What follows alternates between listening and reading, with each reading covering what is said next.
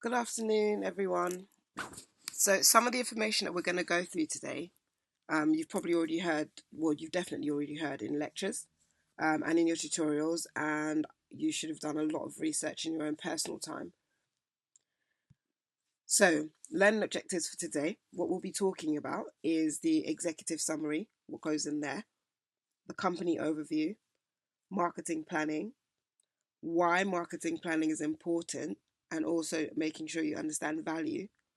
And then we'll talk about the tools and go into Sostac and the contents of your marketing plan. So the things we'll discuss before, just to make sure you have a recap on these elements, because your marketing plan should really be communicating the value that you're going to offer to the customers, how and why, and how you're going to communicate that and manage that process. That's what Sostac is. So feel free to take notes. Okay, so first of all, the executive summary. I know it goes at the beginning, but you do write this at the end because it's not an introduction, right? So we're discussing it now because it goes at the beginning of the document, but like I've just said, it's a summary of your entire marketing plan. And so therefore you can't really start writing it until you have finished. So once your plan is complete and you're satisfied, you can then start to create the executive summary. Maybe a good length for it would be roughly 1 to 200 words, but use what you wish. The executive summary doesn't count in your word count, so use as many words as you wish, but try to keep it simple. So company overview, which comes next, or an acts participates and acts with your introduction, is where you get to tell us about the company. So you offer a brief introduction to the company itself. What's the name of it? When was it founded? What do they do? How many countries do they trade in? And any other information that you can find to really give a good understanding of the company itself. But again, try to keep this section short, roughly 150 words maybe. You only have a 2,000 word limit, so you don't want to spend too long doing this stage because you have to put information in your situation analysis and all the other areas. So when you finish this, you're now ready to go into your marketing plan. Before we talk about the marketing plan, as I said earlier, we're just going to talk about marketing, what marketing is, and talk about value. So marketing is everything. It's everything that the company does so that they can provide superior value to a customer. So why do we market? Well, we have to tell our customers that we have what they need and that we offer it at a high value. This means that the way we communicate the ideas that we have, the brand that we are under, our designs, the market research that we do, etc., it all plays into the bigger picture of marketing. But for us to be able to do marketing well, we have to also understand how to deliver that value, as well as what the customer needs and sees as value. So your assignment, you're going to ensure that you consider these elements and you consider your customers' needs and wants so that you can create really good, effective ways of ensuring that your product is valuable and that that value is also communicated to the customer. So what's marketing planning? Well, it's clearly the structured process, right? So if we understand what marketing is, we can understand that in order to do it, we would have to do some planning, and this planning is done in the process. So we go through this so that we can understand how to provide this value. We can check whether or not we are providing that value. We can make sure there are clear points where we focus on understanding the customer needs and also understanding what the organization needs and making sure we fulfill the needs of our stakeholders. This is why it's recommended that you make sure you do a large amount of research when you do your situation analysis and also when you plan your objectives to make sure that they're realistic. And then again, when you think about the strategies that you're going to use, to make sure that you're benchmarking them against other things that are done in the industry or models that you've learned about in class or information that you've learned through market research of case studies. And then lastly, you need to look into how you're going to control this process that you're suggesting, and then evaluate it all the way through. But again, after you release the products into market, how you're going to evaluate, how you're going to make sure that you are iterating the product or the process to fulfill the customer's needs. So value can be in terms of money. It can also be in terms of what people value themselves as individuals. And it can also be to do with things like the actual worth and importance of this thing in life. So sometimes there are things that we need, but we don't necessarily have a passion for, but they're valuable for us in life. We just have to have these things to be able to live. But for a customer, we think of our products having all of these elements, but also money comes into that. So if something's really overpriced and expensive, it is possible for a customer to still see it as having a high value, which allows you to charge that premium price. But it's important for you to ask yourself these questions. What value are you building into the product that you're suggesting goes into market or service? What are the key features that you think you are putting in that add value to the customer? Because if you can help the customer to understand and believe the benefit of using your product or service, then you'll be able to charge that premium cost, or at least charge the appropriate price. And not only can you do that, but the customer will be able to see that they have received value, and they'll be satisfied, and they'll be more likely to promote and market your product and service. As you look around us today, we as consumers ourselves, we have so much choice, and that's the same for our customers. They also have access to information. They can expect higher standards and higher quality in services and products that we deliver them. They don't have to shop in any one country or any one place anymore either, because they can shop anywhere online all over the world and still get the product that they want.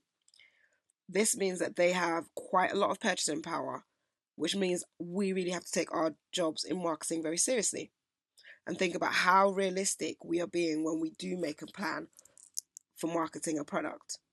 We want to be positive and have really good objectives, but we don't want to bring the project down by either not researching enough to fully understand what our customers need, or setting our targets so high that we cannot achieve them in the given time.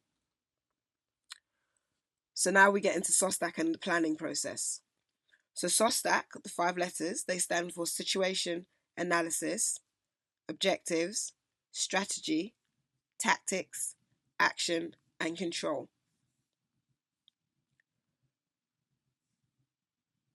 The situation analysis is a really good opportunity to look at the company and understand where we are now. So this is where the research comes in, looking at the websites of the company, reading about them online, reading about them in the news. The objectives is where you plan the direction and you set some smart objectives for how you're going to move forward, and how you're going to support the marketing of this product or service. Then strategy is the place where we plan the segments, who we're going to market to, where we're going to position ourselves in the market, and how we will target them. And we do this because we have an understanding of specific segments, specific groups within the market. Then we go on to our tactics, and we decide on the strategies and programs we're going to use to communicate and get across to the customer. This involves looking at things like 7Ps, the promotional mix as well. And then once we understand that, we've made those decisions, we can move on to action, which is where we plan the metrics and how we're going to implement. Who's going to be responsible for what? How much is this going to cost? When do we need to start? When do we hope to finish? That kind of thing. And then lastly, we put things in place to make sure that we can control the whole process. So as you go from one section to the other, it's really important to remember that you have to ensure that your objectives come from or are inspired by your situation analysis. You have to ensure that your strategy is also connected to the achievement of these same objectives, which are based on the outcome of your situation analysis. You need to ensure that the tactics that you put in place will enable you to be able to achieve not only your objectives, but also allow you to execute the strategy that you've described. Then you have to make sure that actions you set out do have a close relationship to this strategy and objectives, and consider your tactics as well, because you're setting actions in place to be able to achieve use these tactics that you've decided. And then lastly, think about how to control the whole thing. And that includes the budget, the price, but that includes making sure your objectives will be met. So the whole plan needs to be interlinked from section to section to section. You can't have certain objectives, but be putting through a strategy that will not allow you to meet or deliver those objectives, or that even ignores those objectives in the first place. So, what's a situation analysis? This is where we research and analyze the current situation of the company. So, we'll do an external macro analysis, like the pestle analysis, which involves you making sure you can understand the political factors external to your company that can affect it, the economic factors, socio-cultural situations, technical changes in industry, ecological or environmental or even ethical changes or issues. And also you need to also understand your competitor strategies in terms of this and how your competitors can affect you. Then we do an internal analysis, which is our more of a micro analysis using Porter's 5 forces. So Porter asks us to think about these 5 forces, which are threat of new entrants into the industry. And that even impacts how easy it is for us to get in the industry, as well as how easy it is for other competitors to come in. The power of our suppliers, because if there are only few suppliers, then they may end up having a lot of power over us in terms of cost, in terms of delivery times, and therefore they can impact us being able to achieve our objectives.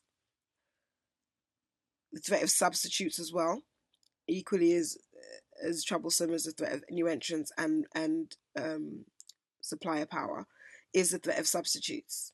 The ability for someone else to come in and substitute your product or offer something that the customer sees as a better substitute to your product. Then we think about the customer, the buyer power of the customer. If there's only a few customers and you charge quite a premium price, you may end up with a situation where your buyers do have a lot of power. And then we look at competitive rivalry within all of that and how that works. Yeah. So how can we build on our strengths and be able to exploit our competitors' weaknesses? And then finally, you finish that with a SWOT analysis, which is where you gather the strengths and weaknesses that you've identified of your company, as well as the opportunities and threats that you've identified from the industry, and you put them together in one analysis. This analysis, the main bulk of these as tables will go in your appendices, but the summarized versions of this information will go in the main body of your assignment. And that when you summarize, if there's more information in the appendices, you just simply say, please refer to Appendix 1 or 2 or A or B for more information on this area. That way you're keeping in with your word count, but you're still making sure you provide all the analysis information that's relevant for your company. Then you start to set your objectives. Your objectives have to be SMART objectives. They have to be specific. You have to know specifically what you're going to do. They also have to be measurable. They have to be achievable, attainable, and assignable. You have to be able to know we can achieve this as a department, we can do this, and there are people available that we can assign this to, right? Then your goal has to be realistic and time specific. So clearly you're doing this for an assignment. So you need to be thinking specifically about this, like it's not an assignment, as though it were real life, and set your objectives so that you can achieve the outcomes required of you in your assignment brief and the outcomes that you have decided would be good to achieve on behalf of the company following your situation analysis. So most companies and businesses do use their business plans and their marketing plans to support their growth strategies. And they do this through innovation and penetration of the market. When they decide they're going to do that, they set objectives. They either set goals, which would be the long-term performance targets, or they set objectives, which are more short-term, or they set both. Most set both. So you need to consider this and work on this, because this will frame your whole assignment. Then this is your strategy. So now you know what you're going to do in terms of objectives. This is where you now discuss your strategy, how you're going to fulfill these objectives. To be able to know that, you have to decide, okay, we're going to market this product to this market. Who is the market? So you move into STP, that's segmentation, targeting, and positioning. You need to state if you're going to be segmenting your market by geographic, demographic, psychographic, behavioral kind of segment groups. So they'll have similar needs, similar wants, maybe similar behaviors, maybe similar attitudes. How are you segmenting this audience in this group? Then decide on how you're going to target them. Are you going to use a differentiated strategy or undifferentiated strategy? And you need to express this and explain this within the assignment. And then talk about how you're going to position your brand, your company, or your product in the mind of your customers as well as in the market, so that you'll be able to target them appropriately. So talk about the different ways that you can differentiate, such as quality, price, etc. Through segmenting, you'd have already made decisions about your customers, but you also need to make sure that you do have a good understanding of that group's buying habits, and that is why you've selected them. So what are their buying habits and their behaviors recently? Who are these people? What do they like? Where do they like to go and buy it? When and how often do they purchase or use this product? Why is it important to them, and how can we provide it to the customer and offer value? And then if their buying behaviors are changing, why are they changing? That's what you need to understand, and how you can combat that, or how you can benefit from that. Then moving on to tactics and action. We need to decide and develop the strategies and programs that we're going to use to actually achieve the goals and be able to carry out our overall plan. So this means that we'll use different tools, such as the marketing mix and the promotion mix. One of the tools is the marketing mix, and this is where we consider the 7 Ps, which started as the 4 Ps, but then process, people, and physical evidence have since been added. So you need to talk about each of these in relation to your company. Make sure it's specific to your company and the value that you are going to add, but you do not talk about what they do. You talk about what you will do with this product as part of this marketing process. With price, you may have decided that you want to charge a premium price. So you will explain the price that you're going to charge, the reason why, and how you feel that will be able to be achieved positively. You think about the place where you'll be, the methods of promotion that you'll use, the process. This could be the process of delivering the product, or of creating the product, marketing the product, whichever processes you will use. The people involved and the physical evidence. We won't go into detail on this now because you've had lectures on this, but these things need to be discussed in your tactics and action, as well as discussing the promotion mix that you're going to use. So as I said, the promotion mix and the promotion tools and the marketing mix need to be directly linked to your company. And you don't want to just talk about the company and what they do, but you want to actually say what you will do with this. So link both the theory and the practical, and make sure it does connect to the other segments. So this is where you'll be deciding or letting us know if you'll be using advertising, personal selling, PR, direct and digital marketing, if you'll be doing sales promotion, Or if you'd be doing a blend of a few, you might decide that you want to do personal selling and digital marketing. You make those decisions and you let us know more about them. So sales promotion is available as an option to use. It does attract the attention and allows you to offer incentives, etc. Allows you to dramatize the product as well, and you can get quick responses. Using PR makes it a lot more believable to the readers, and you can also reach quite a few more prospects than you could with sales promotion. The direct and digital marketing means that you can be a lot more targeted because the internet allows that. You can also be more interactive with your customers, and there's a chance and opportunity of having immediate responses, and also preparing personalized feedback and responses back for your customers. Advertising, however, does have the benefit of the fact that it can reach masses of buyers, and it's quite low cost because once the banners are up, they're up and they cost how much they cost. It has a very public nature, so we all look at posters and see advertising everywhere we go. So that does make it seem more legitimate in the eye of the customer, and can also therefore trigger quick sales or boost in sales. Personal selling is good as well, especially if you're selling a premium product or a product which really does need quite a high amount of consultation, because it allows you to have interaction between two or more people, which means that you can create really strong, really valuable customer relationships. And therefore, this does work out to be a more expensive of the other promotional tools. Not the most expensive, but it can be quite expensive.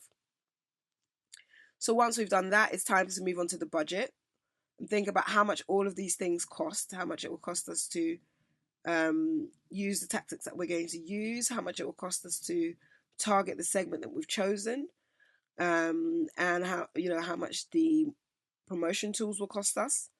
So we decide all the costs that are involved in each area of the plan. Keep your budget simple though, but explain and justify the budget in a few sentences, if you can.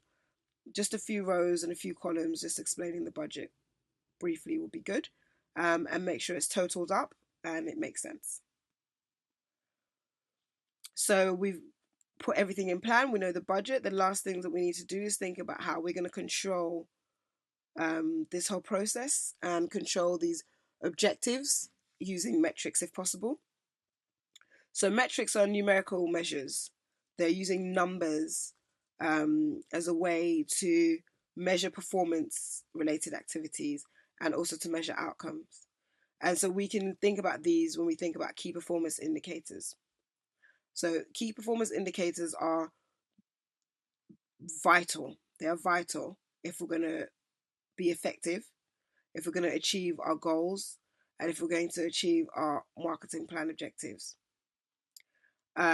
So things that we can, use as indicators can be things like return on our marketing investment. What's going to be the return on our investment? Are we going to get that? Are we getting that through? Is the revenue that's coming through making sense and adding up and providing us back value in terms of the cost that we've incurred in doing this marketing? If you were a charity, you may consider if it was the donations raised. If you're a business, you'd consider if it's the sales. And if you're providing a service, it could be the cost per acquisition. So how much has it cost us to acquire each customer? So if we spent £100,000 and we've only acquired 10 customers, but we've marketed it out, then it means that it's technically cost us £10,000 per person that we've acquired. Now, is that a good amount of money in terms of what we consider to be valuable for us? Does it give us a good return? So we need to think about that. A good way to also control the process is by using scheduling plans like Gantt charts. So maybe using a Gantt chart or a table that kind of outlines, like a racy table that outlines the responsibilities of the people in your team. That would be very good. So you want to think about how to measure these. So non-financial things that you may want to measure can be things like the performance of the brand and whether or not brand loyalty is growing amongst customers. And then in terms of the overall marketing control and the overall process, you may decide that you want to measure your performance as you go along. So this would be things like having milestone moments. So maybe once the product is created, that's a milestone. Once it's launched, it's a milestone. Maybe a couple of weeks after sale, you have a milestone point where you do a review of the sale so far and customer feedback, etc. It's good to do that because it could also allow you to diagnose any marketing issues, any performance issues, and make changes as you need so that you can be able to achieve your objectives successfully and on time. Following this, you'll do a conclusion and then you'll be done. Just make sure that you put any tables or anything that really steals from your word count into the appendix and summarize the main information in the main body of your marketing plan. If you have any questions on any other areas like the references, bibliography, and the appendix, go to the library or maybe speak to your tutor. But the library provides quite a good amount of training on that. So I hope that's been useful for you, and I wish you the best of luck with your marketing plan. And I can't wait to hear from you all. Thank you.